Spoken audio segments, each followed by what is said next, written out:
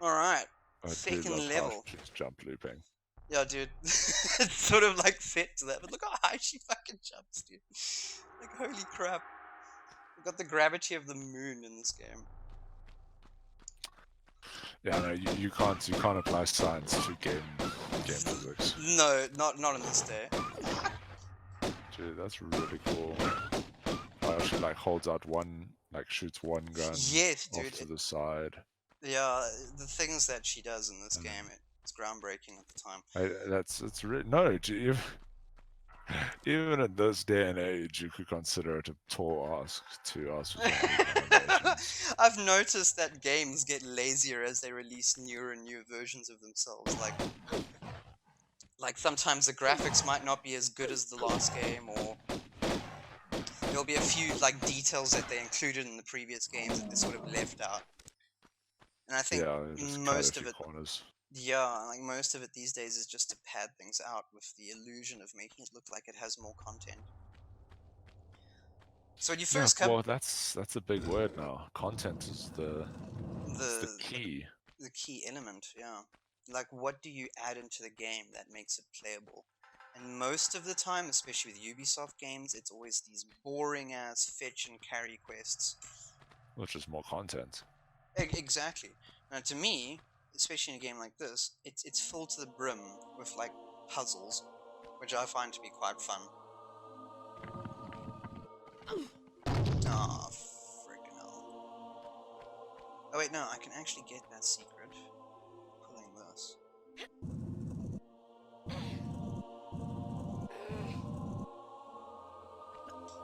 Okay, camera, what are you I'll doing? be damned. Jump up here. Can you also hear it? Nah, I can't. Oh, so you can't hear anything. Nah, I'm just watching you run around like an idiot. Oh, that's so lame because like the music kind of adds to it. Nah, I can imagine. Oh wait, no, I should be pushing this, not pulling it. My bad. Uh,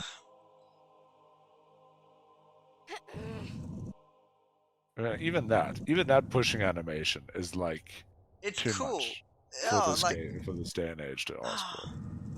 That's 3 different pushing forms, and you have to rescale, like re-engage. They'd be like, yeah, no, you don't want it to stop pushing. You would want it to continue pushing, so that therefore you hold a single animation and you go for it. now in I think it was the fourth Tomb Raider, they changed the because it was Tomb Raider 1, 2, and 3. That sort of had the same sort of physics, and then it was around Tomb Raider 4 where they changed a few things up. Um, it's fucking bad. I can hear it, but I can't see it. There it is. Fuck you! Um, so the blocks that 10 you out of moved. 10. Check Nice this out. pirouette. Right. Can also dive as well. Yeah, there's the key that I need. Yes. Finding keys. Doing the thing. And then over here is That idol that you need. yeah, so I've Obviously. got a silver key and I have the gold idol. Now, when you put them in or when you look at them in your inventory, they're a 3D object. Yeah. But not on the ground. And it was only until Tomb Raider 3 did they actually make objects that you picked up actually 3D. It must Even be the an fire. optimization thing. Yeah, definitely. But Like, like those pile of plates or plates are like bowls. It's like the fact that it's following you is so dopey. it is derpy. Like there's parts of this game that you really love and admire, and other parts you're like, guys, what the fuck, man? Yeah, like really. Like, why is everything 3D except for like certain objects and then things that you have to pick up? I don't get that. And When I, also like a full 3D object in your inventory. Like, I don't understand how they couldn't just have, put that on the ground. yeah, I think there were these are time these constraints. these are the questions. But even But fire. has the same texture. It's only in Tomb Raider 3 does fire look like actual fire. Oh no, so it's all just 2D fires. Yeah, they're like little 2D fires. Oh, And when wow. you're on fire, you're like a little 2D fire that's just on your back following you. So long. But the swimming animation's not so bad. Like, it was one of the first games to get swimming going, and it does it pretty well. So there's a secret over here, and I remember.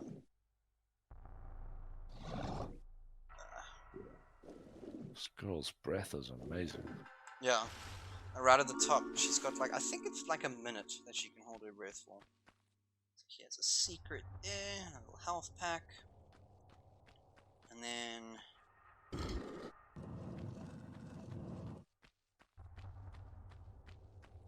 back out here. Oh, so are those health packs then secrets? Some of them. But it's actually the place that you go into that's technically the secret. So it triggers when you enter into a certain frame. Like this whole section here was like totally meaningless except for the secrets that it had. It's quite impressive. Yeah.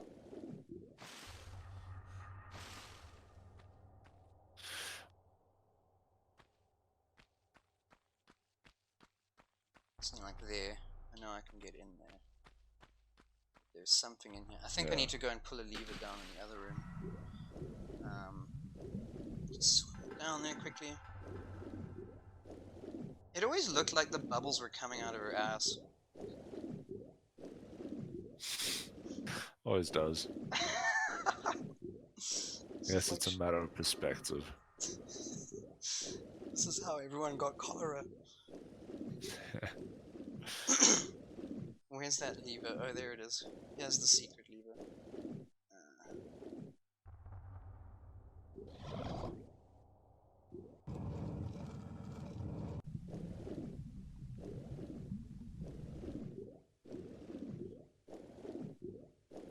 The one thing that does precede this game is the nude, or the fabled nude mod. Yes! Nude Raider, yeah. Yeah, that apparently existed.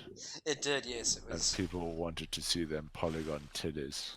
Well, it's actually kind of strange because the history of this game is quite weird. Like, the guy who developed it wanted to actually create a.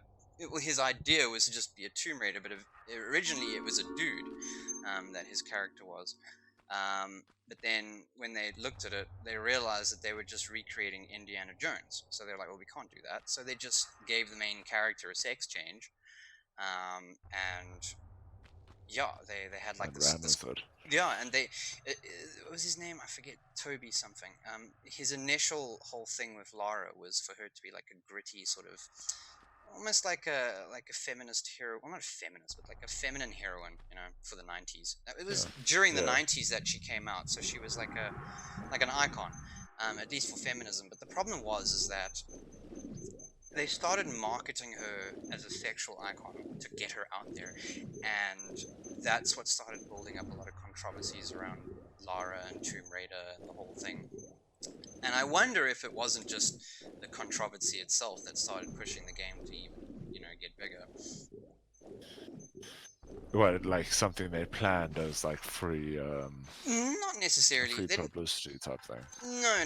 The publicity was to market her as like for like young boys, to get them to play the game. Like when you're playing like the games at the time, the main characters were like Mario and Sonic the Hedgehog and all that sort of stuff. Yeah. And with the benefit of hindsight, no pun intended, what would you rather look at? Like a hedgehog, a plumber, or Lara Croft's firm bum? Like, and so that's how they marketed her, and it worked. And hence they shifted the viewing camera 50 units down. just enough to get the game that extra 10 million. Yeah, it's like plan, man. That's groundbreaking game design. I love it. No, so so then the original creator left over that, but the game, the second game, when the second game came out, they were like, will we be able to do this game without its creator? And they did, because the second game turned out to be much better, received much more. It was like the sequel that worked. And it's still my favorite game to this day out of all the Tomb Raiders, the second one. There's so much variety in the levels. Like, you go from Venice to China to an underwater freaking sunken ship to like the hills of Tibet. There's a lot of places, and so it had that that variety to it that made it fun. Yeah, And there were kept also it vehicles. interesting. They introduced vehicles to it. And then when the third one came out, it really pushed the PlayStation 1 to its technical limits, like with the introduction of like the lighting physics that they used. Like in this game, bullets don't really change lighting or whatever, but they obviously updated that a lot more in the games that came afterwards. So you'll see like the progression of the games as they go. Oh no! Better save it, if I die. That would be quite a bad idea. Yeah, you don't want to.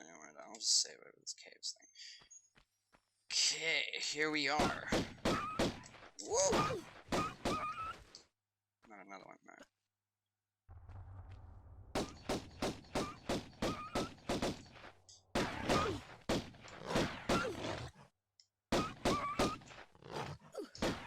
Ah! Down, boy. That's also locking, right? Yeah, it auto locks. Okay. It's like even like she even has a panting animation after fighting. Yeah, she does. And after running too. Yeah, it's quite detailed. No, dude, like that is very detailed for a character model. And you think to yourself, like, I see these in modern games, and oh shit, I see these in modern games. And you're like, damn, you think it's cool these days? Modern games don't have panting animal. Some do. Some do. But like, no, not at all. You have your moving. You have your, my god, you're a nerd. You have your idle. You have your moving forward or moving backwards. There we go. So if you walk to an edge, she won't fall off even if you hold forward. But if you run, she'll fall off. If you run, she'll drop off, yeah. And you use roll to like drop off sometimes. Okay.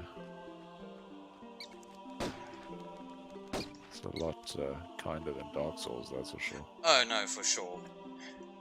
But I think this game's whole sort of appeal wasn't to be as difficult as that. Oh no, of course not. This is just a... This is more of like a platforming exploratory game. Yeah. Get this one. Right. Get the stuff. Now wait until you see what comes after this.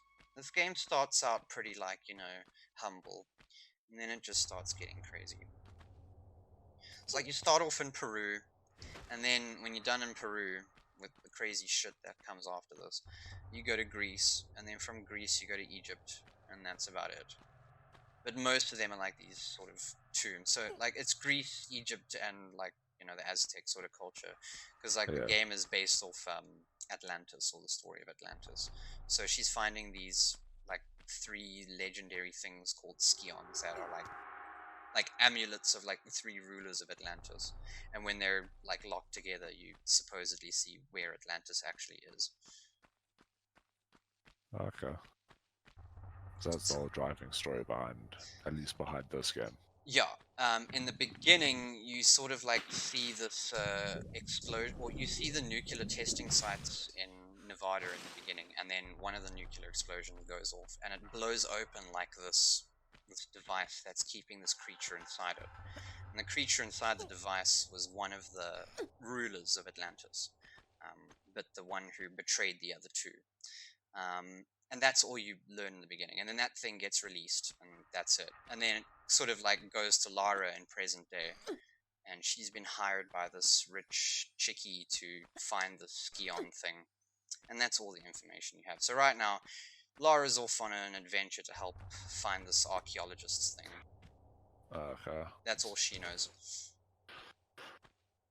Oh, I didn't realize. I thought she was an archaeologist herself. No, she is, yeah, sorry, but I lied. So she's the archaeologist, the lady who hired her is some high-tech businesswoman.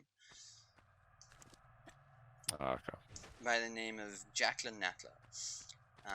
Spoiler alert, Jacqueline Natler was the ruler from the beginning, so she was one of the 3 rulers. She's just immortal. And she's trying to... You don't even give a pause on that spoiler alert. Yeah. Like, oh, so here's a big one. The main person that's setting you on this. Well, I mean, if you don't know that by now, it's kind of so obvious. Like, she looks like the creature in the beginning, so they look so similar. You're like, oh, is that the same person? Oh fuck. Just break your legs. You just broke yourself. I just died. My god. Fuck. Well, good thing I saved where I did. I gotta kill these fucking wolves again. I think I'll probably skip through all this. Oh, it's still another one. Get him. Boy. Get him! Speed run through here. Oh my god! Puppy says, fuck you. Follow me to the ends of the earth. All just for a taste of that sweet, sweet For that booty. sweet Lara booty. There we go, first try, no problem. That's why I died, William. Because I had to do that right. Excuses. It's perfection. I have a feeling I missed one of the secrets, but it's too late to go back now. Well, I mean, it's not, but... It is. It is. Let's be honest, you're not backtracking now. I am not backtracking. Too far ahead. There'd be too much video time to sift through. What's this motherfucker just come and face hug me? He just destroyed you while you were pulling that lever. Yeah, what a dick. You know, without the fan being on in my room, it's actually really hot in here. But I can't have any background noise. And those are shotgun shells. I know it doesn't look like it, but yeah, I thought there was some form of ammo. Yeah. And there is a health kit. Not that you use it. Yeah, not yet. In the next level, you'll get the shotgun. But I don't find the shotgun... It's pretty useful in the last level of Peru. But other than that, it's not the best weapon. That's as soon as pump action. Yeah. Now the best weapon in this game are the Uzis. I think this is the way. Yeah. Oh, for fuck's sake. That was a true professional moment. That was just the best way to handle that situation. Let's try this again. Couldn't have done it better. Although that was pro, the way I jumped that shit. Alright, so these blocks, okay, so in Tomb Raider you can jump 2 spaces. So each one of these blocks is a space. If you jump back, she'll do 1 whole block. If you do a running jump, you'll be able to do or clear 3 blocks. So a normal jump from here will clear 2 blocks, and I'll need to do a running jump to get to that one. And then grab. And that's how it's judged. Tomb Raider meta. Tomb Raider meta. Yeah, it's all about these blocks. All about the blocks. All about that block life. Before blocks were cool. Before Roblox. Right. Yes, we are making progress. And final door. Oh, don't kill yourself. I'll try. Is there anything here? No. Oh, that's a big drop. Yeah, no, I don't want to chance that shit. And drop down. Yes. So now the thing is, when you play games, you'll need to do the recording and editing your side. Yeah. This is the tough one. I think if I come at it from the side, it'll be easier. Is there any items? I don't think they would hide an item behind there. Oh no, believe me, they would. Don't get chopped. Yeah. Looks whew. Prem. Easy. And I can already tell just by the way that clip that this is gonna open. Whew, that would have cut me. Had to jump forward fast. I mean, I was so scared of that thing because those blades, those axes, they fuck your shit up. I'll take away all your life in one go. Fuck these bears. Yeah, probably want to hand his heal. Yeah, definitely. Just open this. I know there's another secret in here somewhere. Where you, bad boy? Fuck. Drop. Only if you could do a diving kill. Yeah, fuck, that'd be cool. But if I dived on that level, I might actually break my neck. Yeah. There we go. Bear down. Now this side, I think, is where the secret is, yeah. Just go up here.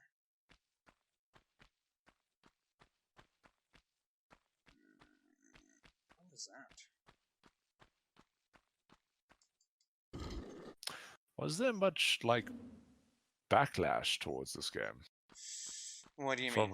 From like a feminist No, in fact, woke it was perspective. more. It was before that time. So. It was way before that time.